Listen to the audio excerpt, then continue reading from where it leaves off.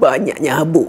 Ni semua hasil kerja robot vacuum ni tau. Lifan M210P ataupun kita panggil sebagai bibik moden. So ni kotak dia. Dia ada sensor dekat sekeliling dia. Kadang-kadang kita malas nak sapu tempat-tempat leceh macam bawah meja, bawah sofa. Habuk dengan rambut pula hari-hari ada atas lantai. So tak apa, kita biar bibik moden ni je buat kerja untuk kita. Boleh kontrol guna remote ataupun dia punya apps. Tapi of course lagi best kalau kita gunakan dia punya apps. Macam sekarang ni saya tengah guna dia kan. Boleh nampak dekat sini. Ini kawasan yang dia dah explore dalam rumah.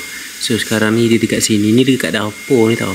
Boleh nampak lah juga kedudukan dia sekarang dekat mana. Siap boleh set schedule tau. Kita nak dia kerja pukul berapa. Contoh kita nak dia cuci waktu pagi. Kita set lah waktu dia dekat sini.